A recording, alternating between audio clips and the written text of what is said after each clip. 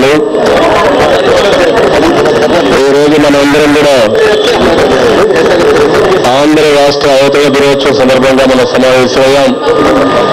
ఈ సందర్భంగా ఎవరైతే తెలుగు వారందరూ కలిసి ఉండాలని ఆంధ్ర రాష్ట్రం కోసం పోరాడి ఎన్నో త్యాగాలు చేశారో ఆ నాయకులకు అందరికీ మనం నివాళులర్పించాల్సిన అవసరం ఉంది.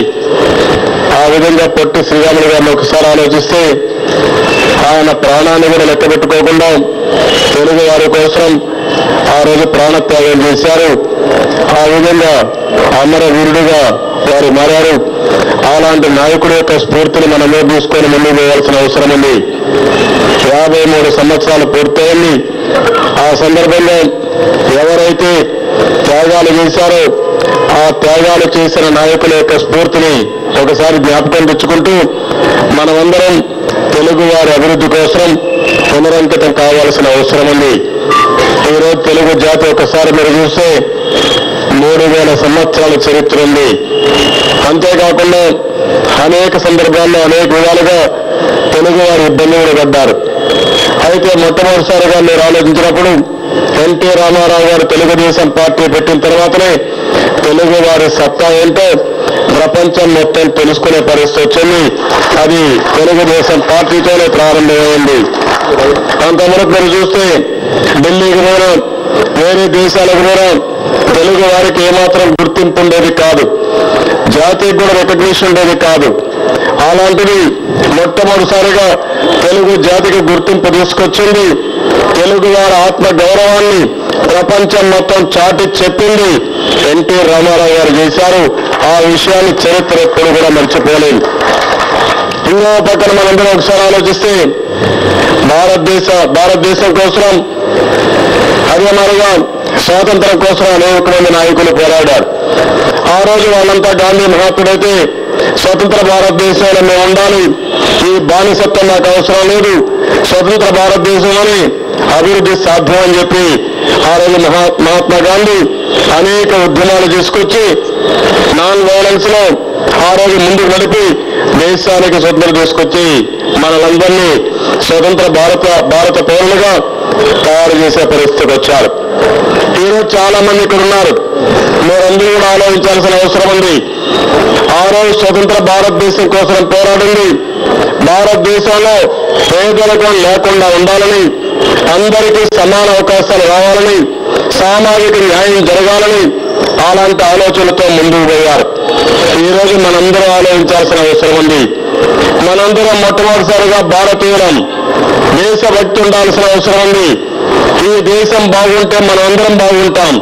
దేశం కానీ బాగోలేకపోతే మనం చేయలేవి కూడా ఏమీ ఉండదు. వ్యక్తులుగా మనం ఏం చేసినా కూడా అది తక్కువ పరిస్థితి వస్తుంది.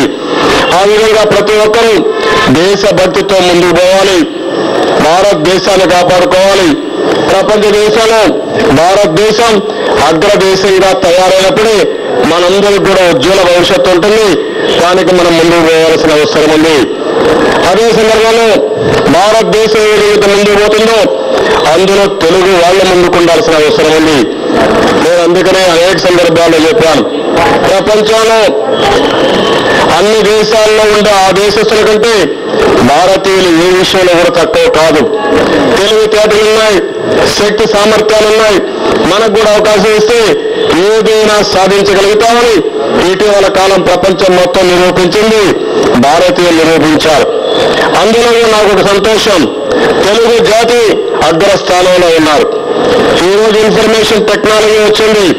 మీరందరూ ఒకసారి చూస్తే ఇన్ఫర్మేషన్ టెక్నాలజీలో భారతదేశం ప్రపంచంలోనే ముందుకు పోతా ఉంటే అందులో ప్రథమ స్థానం ఆంధ్రులు ఉన్నారు, తెలుగు వారు ఉన్నారు.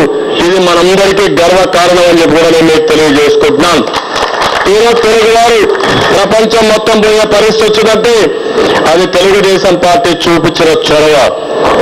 ఆ రోజు ప్రపంచంలో ఏం జరుగుతుంది మనం ఆలోచించినప్పుడు ఇన్ఫర్మేషన్ టెక్నాలజీకి ప్రాధాన్యత ఉంది, చదువుకు ప్రాధాన్యత ఉంది. దానిపైన మన వాళ్ళు చాలా మంది పోతారని విద్యకు అది మరి ముఖ్యంగా ఇన్ఫర్మేషన్ టెక్నాలజీ ప్రాధాన్యత ఇచ్చాం.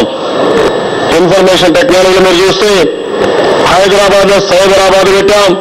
అనేక అభివృద్ధి కార్యక్రమాలు చేసి మనం అగ్రస్థానం నిలబడ్డాం. ఒకప్పుడు మీరు చూస్తే హైదరాబాద్ అంటే ఆంధ్రప్రదేశ్ అంటే భారతదేశం మొత్తం ఒక ఆదర్శంగా తీసుకునే పరిస్థితి వచ్చింది. ఈ చొరవలో మన వాళ్ళు ప్రపంచం మొత్తం వెళ్ళారు. ప్రపంచం మొత్తం వెళ్ళి కొన్ని వందల దేశాల్లో తెలుగు వారు బ్రహ్మాండంగా అభివృద్ధి అవుతున్నారంటే ఇది తెలుగు జాతికే గర్వకారణం. ఆ విధంగా మన నాయకుడు ఎన్టీ రామారావు గారు ఆత్మ గౌరవాన్ని కాపాడి ఆత్మ గౌరవాన్ని ప్రబోధిస్తే తెలుగుదేశం పార్టీ అధ్యక్షుడిగా నేను వచ్చిన తర్వాత ఆత్మవిశ్వాసంతో ముందుకు పోతే ప్రపంచంలో ఏదైనా సాధిస్తామని నిరూపించింది తెలుగుదేశం పార్టీ అని చెప్పి కూడా మీకు తెలియజేసుకుంటున్నాను. ఆ స్ఫూర్తితో మనం ముందుకు పోయాం. అయితే ఇలాంటి సందర్భాల్లో ఎవరైతే త్యాగాలు చేశారో, ఎవరైతే మహనీయులు ఉన్నారో ఆ నాయకుల యొక్క త్యాగాలను ఒకసారి గుర్తు తీసుకోవడం, వారి యొక్క స్ఫూర్తిని ఒకసారి నెమరేసుకోవడం, మళ్ళీ జాతికి మనం అంకితం కావాల్సిన అవసరం ఉంది. మళ్ళా అభివృద్ధికి మనం అంకితం కావాల్సిన అవసరం ఉంది. మన నాయకుడు ఎన్టీ రామారావు గారు తెలుగుదేశం పార్టీ పెట్టింది అధికారం కోసమో డబ్బుల కోసమో పేరు కోసం పెట్టలేదు. ఆ రోజు ఆ నాయకుడు ఆలోచించింది తెలుగుదేశం ద్వారా ఈ రాష్ట్రంలో ఉండే తెలుగు వారికి న్యాయం జరగాలి, ప్రపంచంలో ఉండే తెలుగు వారందరూ కూడా గర్వంగా ముందుకు పోయే పరిస్థితి రావాలని ఆ రోజు ముందుకు పోయారు.